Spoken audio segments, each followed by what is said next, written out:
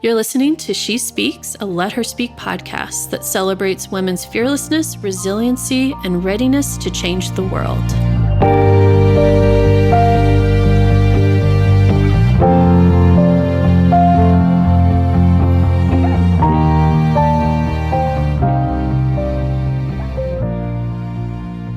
Welcome back, everyone, to the She Speaks series. This is Catherine Porth, the founder of Let Her Speak.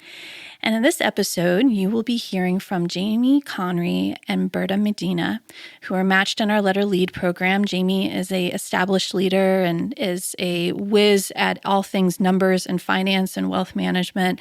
And Berta is the coach that I think almost every single person could benefit greatly from. She is an amazing person to help you achieve every dream that you have and to succeed in doing that dream. And she will definitely push you to make sure that whatever you say you want to do gets done.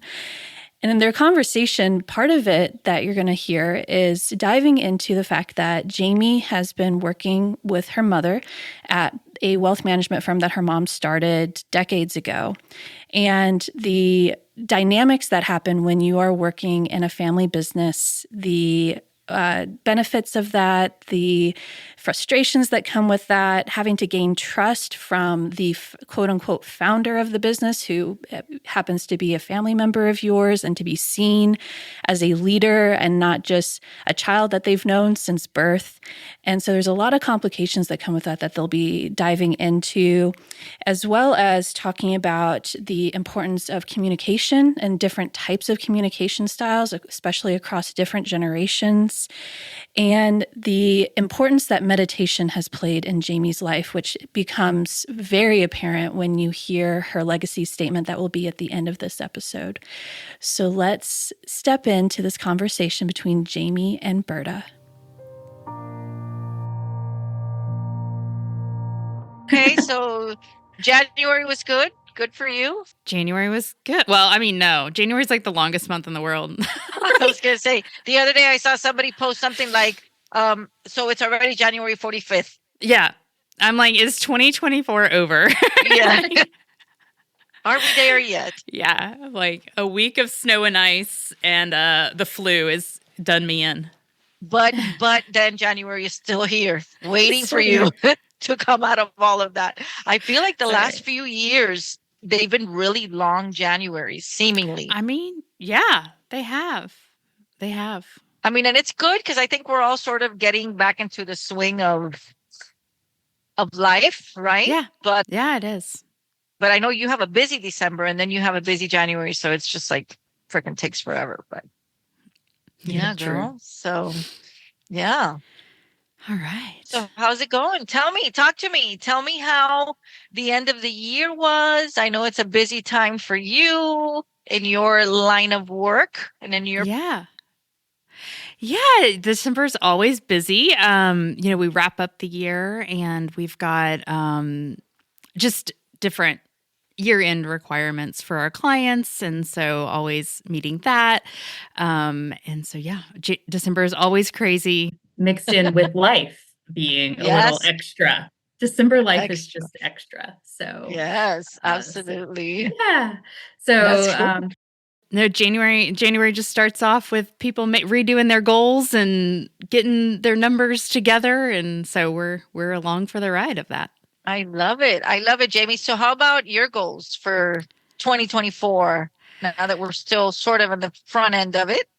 Yeah. My own goals for 2024, I think I'm really working on my own communication style, like especially with clients, but also with employees and just in general, like how I communicate and how I present myself is a big focus of mine for 2024, and really understanding my tendencies and where I could grow in that too.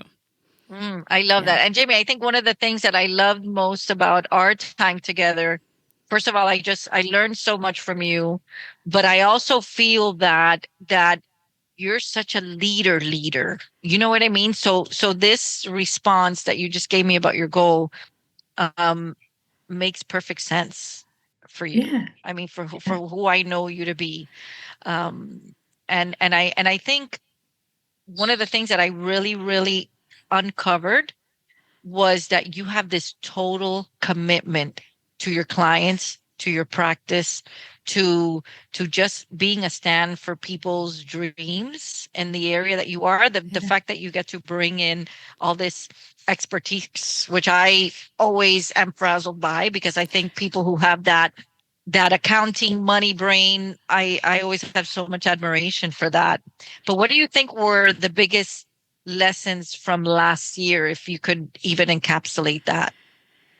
Oh, lessons from last year. Well, from our time working together, I think it really helped me frame family business, and just because you brought so much perspective to me on how different it is to be in family business. I am in a family business. My mom owns the practice, and I've worked with her for oh my gosh, almost 9 years now. Time flies. But I think it was so helpful when you and I really could dissect like that parent-child relationship inside a working environment, because it is different, I think, than your normal just partnership in a business. So that, I think, was really helpful to me to kind of get through some of the things you kind of get stuck on in that family business relationship. Yeah. And I think I really loved, Jamie, that you gave me the perspective of the daughter, right? My children, we've always been in business, and, my ex-husband and I had a business, and the kids worked there, and then they worked for me when I launched in the title company, and when I stepped into coaching full time. But I always had the mama lens on, right?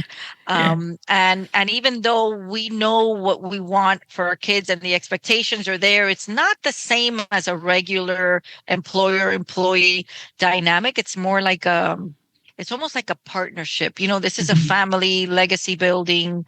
So you gave me a whole different,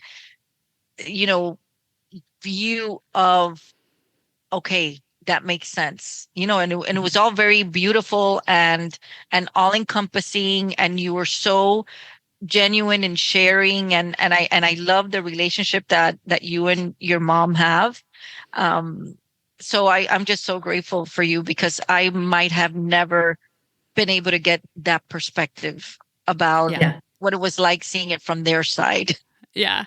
Yeah, no, I do. I do think that was a great part of just us working together. Of course, Catherine is a good matchmaker, but just us working together and really being able to explore that without, sometimes you get caught in the paths of the relationship and all that is. So I think it was great because you really could understand that dynamic. Yeah. So Jamie, let me ask you a question, because this was something that I've always been curious about, and I work a lot with organizations that happen to be family. Not all of them, but many of them have the dynamic where you have the parental role that started the company as the kids were coming of age. The kids sort of grew up in that role. They're now stepping into that leadership role, and the parent is transitioning out. So I see that there are little nuances, but they each have their differences, but a lot of the similarities are really the same from a broad, from a bird's eye view. What do you think, especially that you have so many clients that might be in that space where they're the owners of a family company, or they're, transitioning into a different phase of life, and the kids are stepping into that role? What do you think? And again, it's almost so hard to put a finger on it, but I'm curious to know, since you're living it and you've seen it, what do you think are some of the really beautiful elements that sometimes people miss because they're in the busy of the business? I think it's just such a beautiful personal growth moment in some ways, just because, and this is family business or just retiring, because obviously we help people in that phase a lot. They're shifting to retirement, and how do you now work a totally different cash flow system? But it really is it can be very different. Some people have a very smooth transition. I think in the family business space, it does get hard, especially if you're going from Gen 1, who really created this beautiful legacy to pass on. And, now their children might be involved, and it's a beautiful thing but I think it can be very hard. I think that it can be hard to let go of something that was just everything, you put everything you have into this. And, so I think it can be such a beautiful growth opportunity for people to see, who am I outside of just this business? But that can also be really hard. I think when we've noticed people transitioning, that's sometimes can be when heart attacks happen, because it's just a very stressful time. But I think if you do have a plan and you plan, and I think it can be beautiful to plan with your children, because all of a sudden it's not like you have to just be out. I think that a lot of times retirement comes and you just have an end date. There's a day where your employer says you're done. I think the beautiful thing about a family business can be that it doesn't have to quite be exactly that black and white. Now, that's also the hard part of a family business, is the transition can get a little rough. But I think that's a beautiful part too, is that, it's not all or nothing, and you can create, as the founder, you can create your own perfect happy medium and in the planning. But I think that something that does help is bringing outside people in to help with that planning. I think it does get really hard in a family business, especially. Any business, it's hard, but in a family business where you have a founder and G2 coming in, having outside people come in to really help with the plan and how it's going to look is I think very helpful, and can really create some great conversation between both generations and where the company is going, because you get a chance to kind of reset and really say, okay, what's the next version of this beautiful thing that has already been created? How beautiful is that? Yeah, like the 2.0 or the 3.0, depending on where you are. And what I've noticed, Jamie, for me, is that my children, and they're in their mid-30s, they have a very different way of seeing the world than I did. We grew up maybe like your mom's generation, right? Yeah. That we, would work or do our business until, that's it, it's retirement time, and this is the drop off, like you said, and you move on from there. And your mom might be a lot like me, where I don't know that I'll ever retire. Yeah. I just want to do it differently. You want to sort of, and I think maybe what you were describing, you did it so beautifully, is just like a weaning into what's next, right? Mm-hmm. But let me tell you, that letting go of that control. Listen, I know that that's hard, and I've seen it. I've seen it with so many people out there, that there's all this trust in the next generation's ability to do it. There's all this confidence in their talents and their skills and their resources and their way of thinking to do it better. But there's still this letting go of my other baby. You know what I mean? Yes, for sure. Yeah. There is definitely like that other child but I think also in family business, a lot of times, different than when you just hire someone that you don't know their full backstory. It's kind of like sometimes you're like, I know what you were doing when you were 16 years old and making really bad decisions. So, there is some of like trying to get through some of that, but you have to, and likewise, but you can kind of play that card too. But yeah, no, I do think that adds a very interesting dynamic. And that's where a third party can really help focus. But like you said, I think that there can be a beautiful kind of lingering or, transition that is involved that can be beautiful and wonderful for everybody. Because it is hard to let go of your baby. It is. And I think one of the most beautiful things, and I think I mentioned this to you a few times, that there has to be so much pride for your mom, right? In knowing that, man, this is my girl, right? Mm-hmm. And I know she's going to take this and she's going to do what she's going to do, which again, sometimes, and I get called out on that all the time. We don't express it, but it's there. You know what I mean? Yeah, as kids, we want to hear it, but it's, like I see the way that you, handle yourself, the way that you treat your clients, the commitment and the passion that you have for really doing right by them and making sure that they're getting the most bang for their buck, to put it in simple words.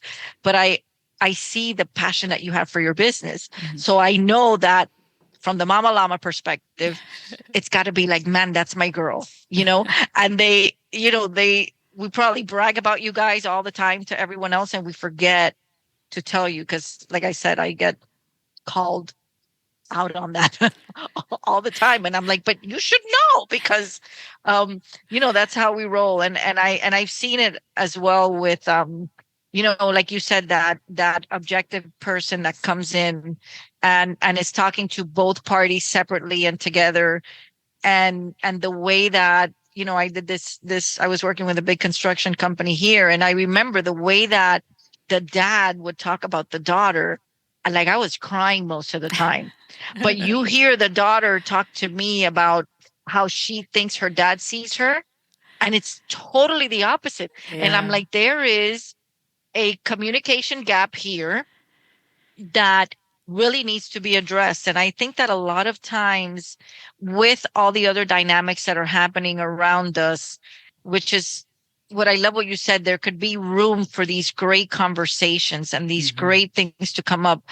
And I think that's lacking right now. Well, and even like we do a lot of family transitional wealth, like generational wealth. And, you see it there too, where generation one is kind of planning their wealth for G2, and there isn't a lot of conversations. And people are, because I might come in, my mom might meet with G1, generation one, and I might meet with G2. And, it's like, it's very clear that everyone has the best intentions at heart. Everyone wants, G2 wants to be respectful of G1, and G1 wants to help G2, but then they aren't talking, and then miscommunication happens just because there's no there's not communication. So I do think that's the hardest part, whether you're talking about generational wealth transfers or business transfers, just having those conversations is such an important part of it. Yeah, it's amazing how, and that's why I really love what your main intention is for the year about, improving, working on your because I think you're a great communicator, but just working on that communication piece, because I really think that any issues that are happening can be fixed if the communication if everybody's speaking the same language, or at least aware of what the language barriers are. Now, I have an interesting question for you. I'm curious to know, because your daughter is now a teenager, right?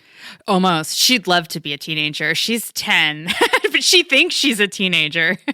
She already acts like a teenager. Yeah, my granddaughter's 12, and she's been teening for a long time. She steals all of my skincare. It's Hey, is she like totally into skincare now? Yes. How is that a thing? I don't even. The other day, TikTok. I had to do TikTok. I had to do a photo shoot, and I don't know how to. I mean, I'm 56. I've never learned how to put makeup on, but my granddaughter said, "I'll do it for you," and I'm like, "You're 12. How do you know?" And she actually did a great job. I'm thinking, this is embarrassing. So my question is, I'm curious to know, as baby boomers and Gen X, which I'm on the high echelon of Gen X. I think baby boomers stop at 64. I'm 67, so I'm on the old side of that spectrum, right? As the baby boomers and the high end Gen Xers start to phase into retirement, next stage, whatever it is, cruising for a living. I don't know what it's going to look like. It's going to look different for everyone. Do you believe that your generation and your daughter's generation are going to have much better communication than we did with our kids? I'll let you know in like 10 years. I don't know. I think it's so hard because I don't know. We will see. I think that there is a lot more vocab out there, and there's a lot more resources available. I mean, how did my daughter learn to do makeup? Like Instagram Reels and TikTok. And I think there's a lot of that for communication and for different things. And I do think she picks up some of it in school, like, better communication than I think what was available when I was there.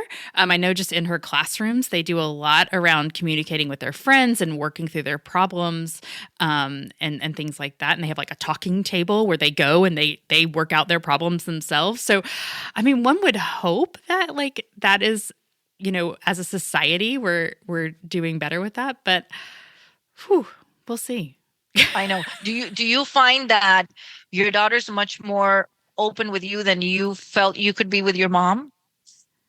Probably. I mean, I don't think I talk to my mom like my daughter talks to me. Yeah. Yeah, because I've noticed, but I probably did to some extent. But yeah, I think we probably did, but it was just a different era. Like I'm putting, I'm in your mom's shoes, right? Yeah. But I remember that my mom passed. It's going to be 5 years this year. And she never gave me the period talk. And I'm like, I got cheated out of the period talk. And I had the period talk with my daughter when she was 5 years old. And she had it with my granddaughter when she was 5 years old. Yeah. We didn't want any surprises, but I'm like, it was just not a thing.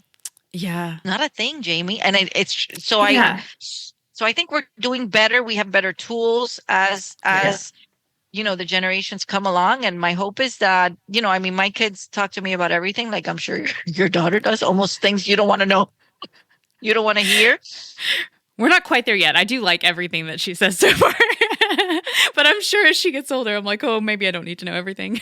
Yeah, but you sort of have to, grin and bear it and go cry in the bathroom later or whatever. But no, and I'm sure she's going to be great and they're going to be fun. But I feel like every generation becomes more and more open. For sure.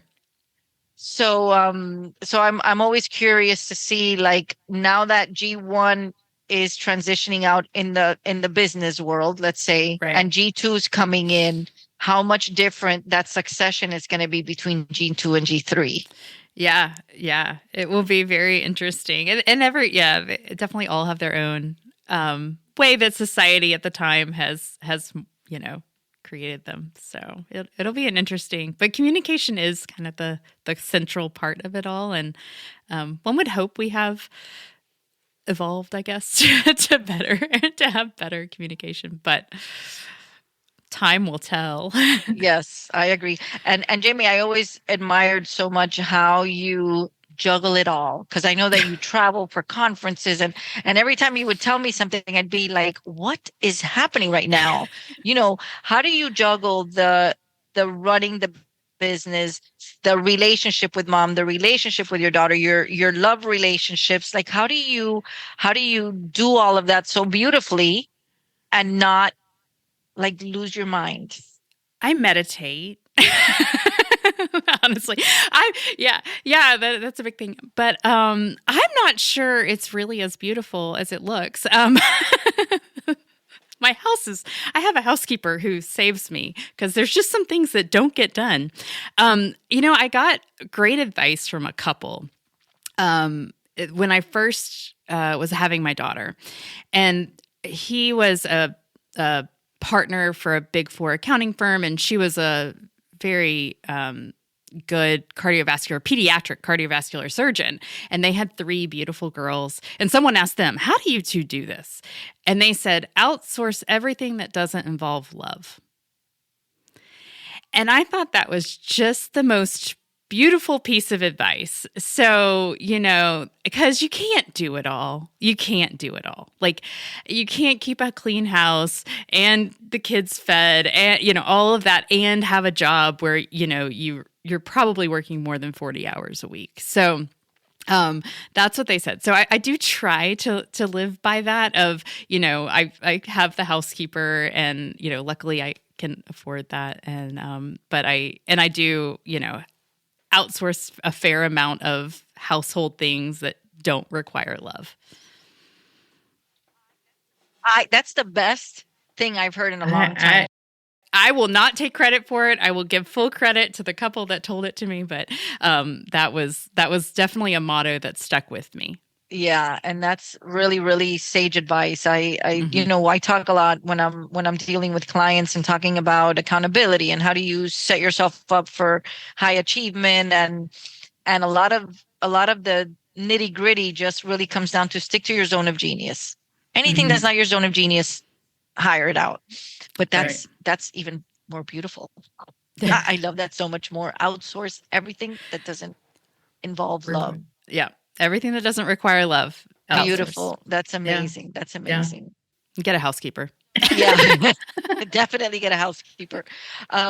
Jamie, I'm curious if you were just sharing anything that you think might be helpful, because I know we had a lot of conversations around this, to someone who's in that stage where they're either getting close or they know it's coming, to prepare for that succession or that next stage or stepping into a more leadership role.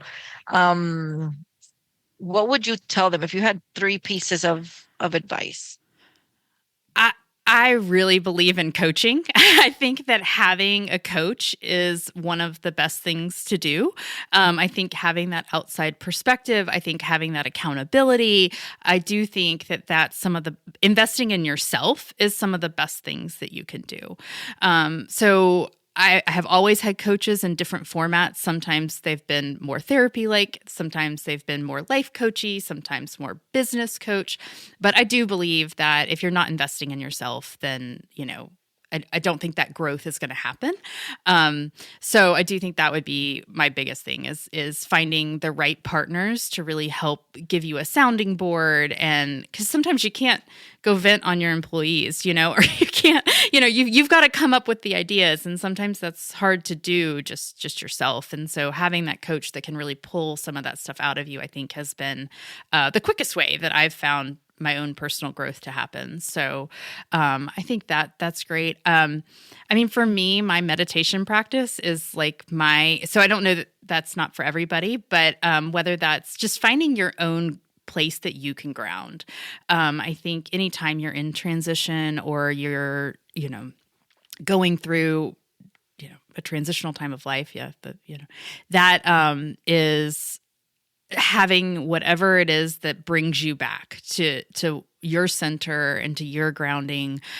For me, that's meditation. I know when life gets too busy, I just spend extra time meditating, and I find that it does work itself out. And so I think that's huge for me.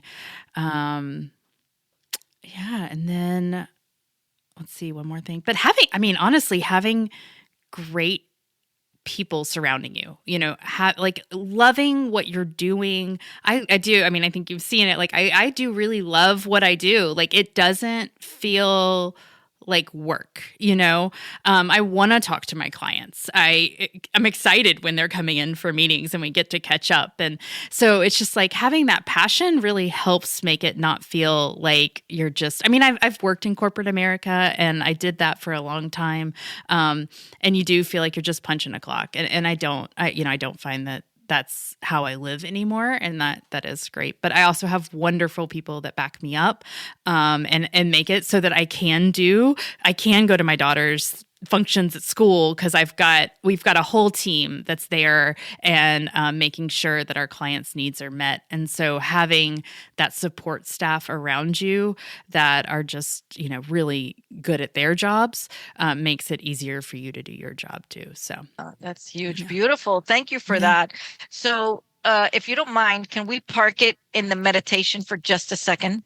Sure. It's my favorite topic. Yeah, that I'm one of those people that just cannot meditate. I have a cousin that she says she meditates like 5 hours a day, and I'm like, well, I meditate about 5 to 7 hours. It's usually at night, and I'm usually in bed, lying in my bed. But I know that there are so many benefits to meditation. How did you start that practice? How did you master it? Because I know that it's a continual practice, but I know that that's been a huge. All right. Why do you think you're a bad meditator? I feel like I'm always distracted. Like I start thinking about a million things and I can't meditate. Okay. So here's what I'm going to tell you. I have just as many thoughts in meditation as you do. Okay. Okay. You're going to meditate. If you think meditation is you sit down and it's this like, I mean, it's not unbeautiful, but like you just expect there not to be any thoughts, then I think you're never going to think you're a good meditator. But my meditation teacher quickly told me, I've been meditating, I don't know, 20, 30, I don't know how many years, 40 years at the point that, she was teaching me to meditate. And she's like, I still have thoughts in meditation. So the thoughts don't go away. Your attachment to the thoughts, though, is the difference. I'm going to write that down. Okay. So because here's where I think if you, and that's where a mantra or breath, there's different techniques.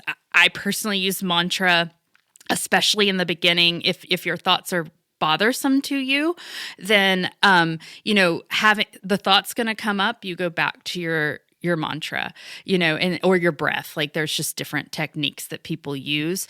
And so what that does is that helps your brain to kind of disassociate from the thoughts. Because what I learned as I was sitting there and thoughts would come and go, right? And some of them were crazy, but like I did get a little bit better at not going down the rabbit hole. Like, okay, like a thought comes up of I need to go to the grocery store and I need to get this and that and that. Well, instead of going ahead and creating my list in my meditation, I would go back to my mantra.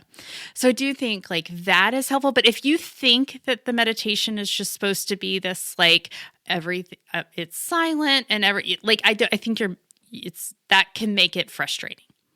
But if you accept that the thoughts are going to be there, and instead of paying attention, you just, okay, that's a thought. Now I go back. Okay, that's a thought. Now I come back.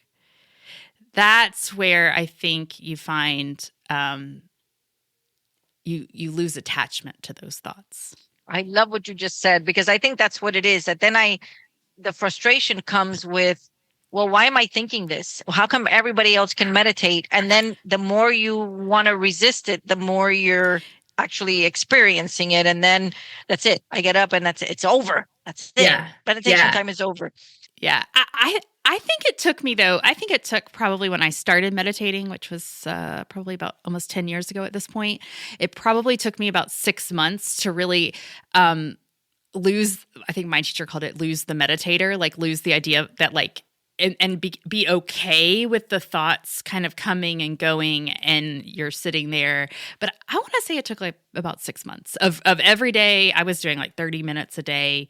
I don't necessarily do that much anymore, or some days I do. But I do twice a day. I find twice a day is helpful. I always do it first thing in the morning.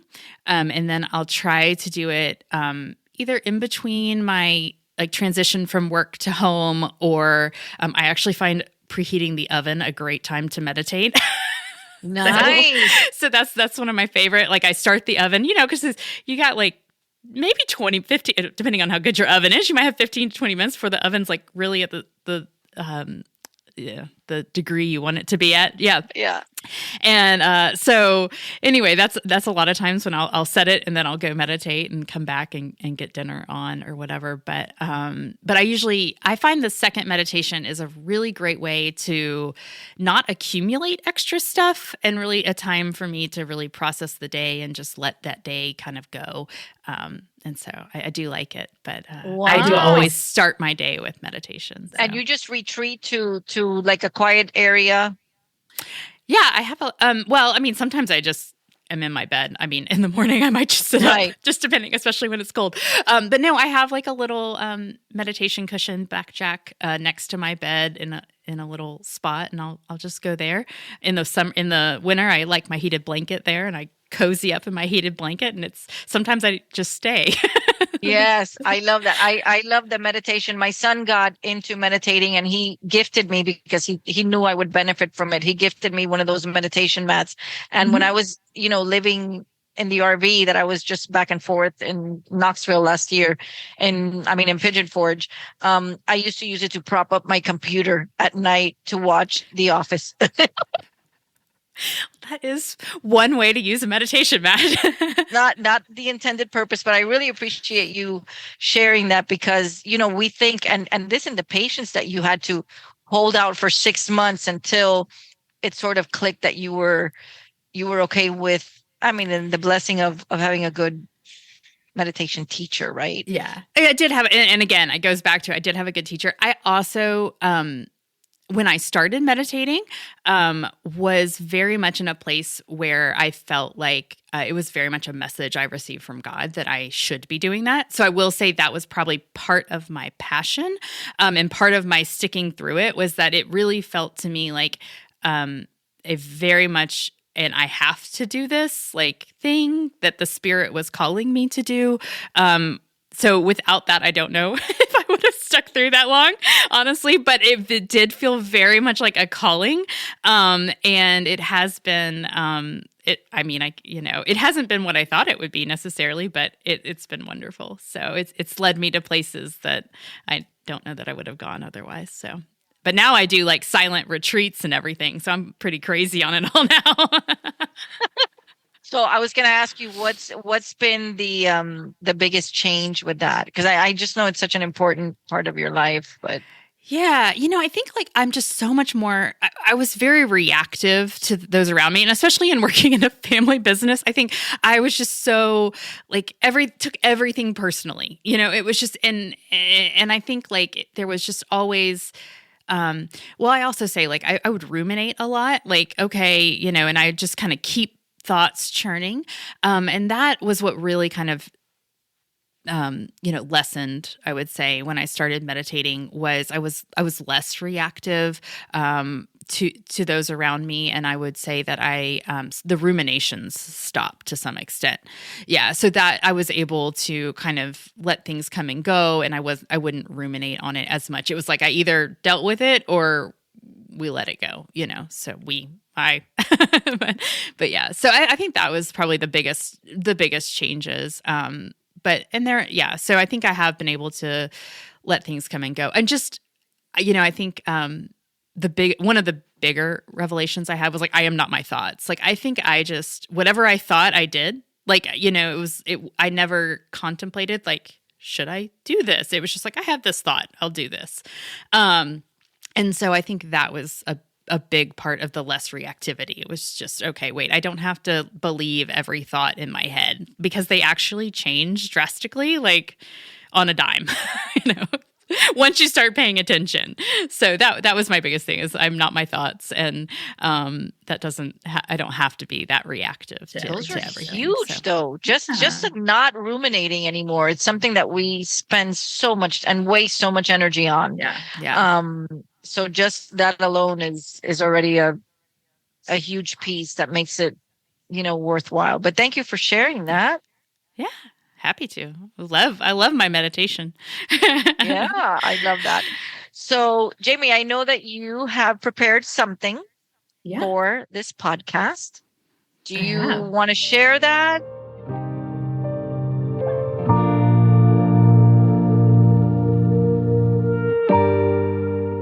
Now that you've had an opportunity to learn about Jaime's leadership journey, let's listen in as she shares the legacy she wants to leave behind.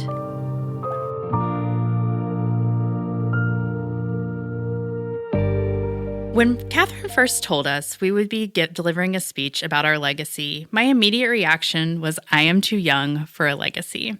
I have a lot of moments left ahead to determine my legacy. But here I am with a few moments to spend talking to you today.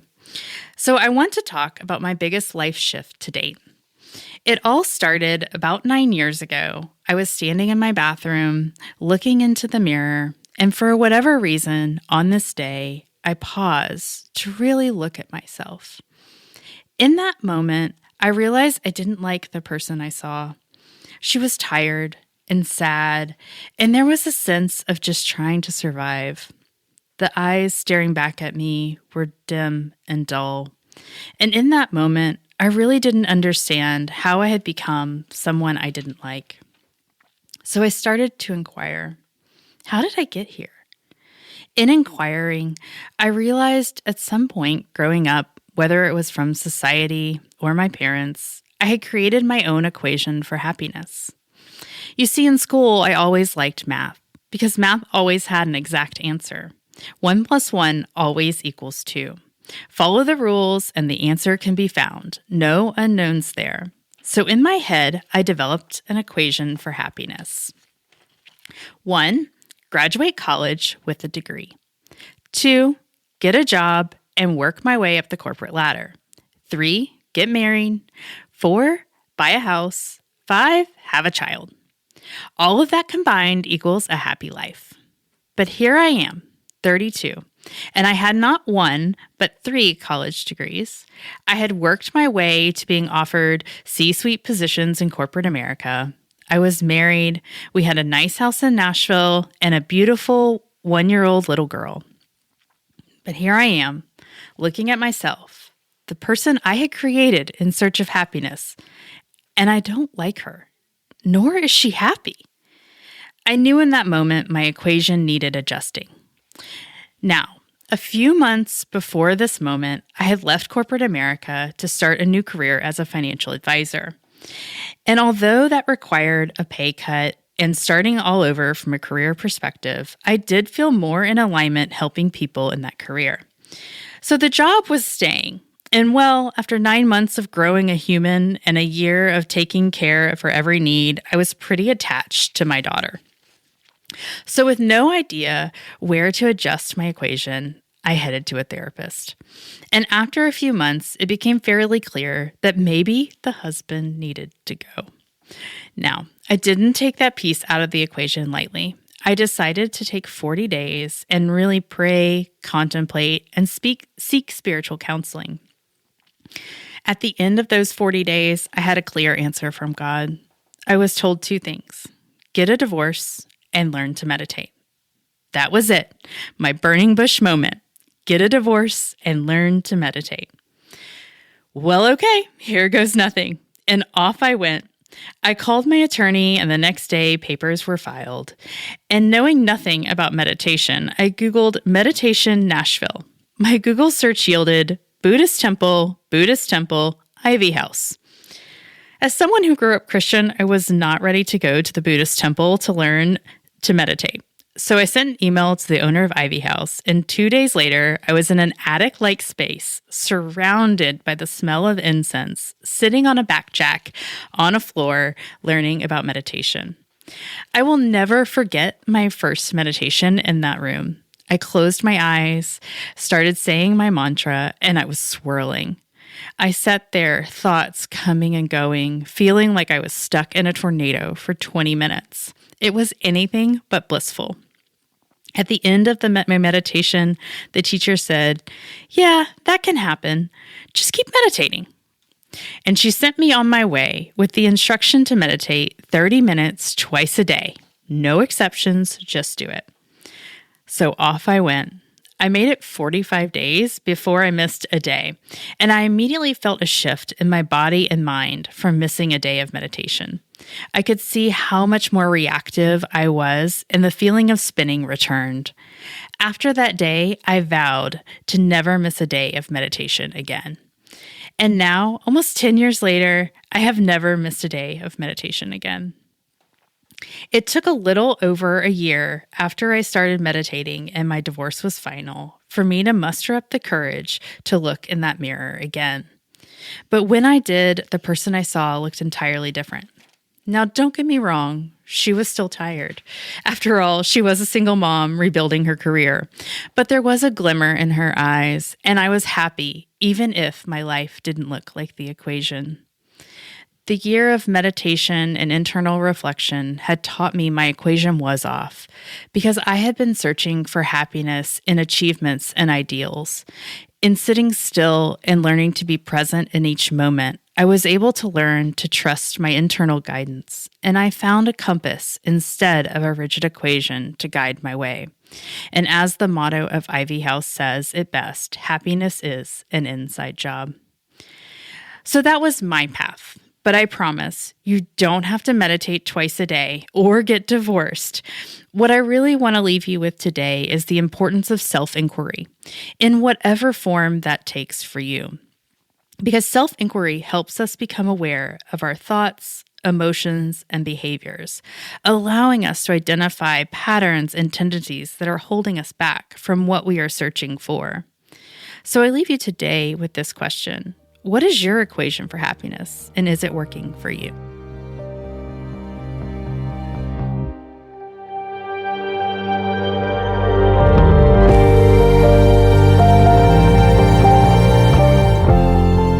This episode of She Speaks is brought to you by our amazing partners at Shod Companies. She Speaks is produced, edited, and scored by the very talented Travis Tench at Oak Hill Audio. If you loved the episode you just heard and want to support Let Her Speak's mission of elevating real women's stories, don't forget to follow, subscribe, and share at Let Her Speak USA. Together, we will make our voices heard.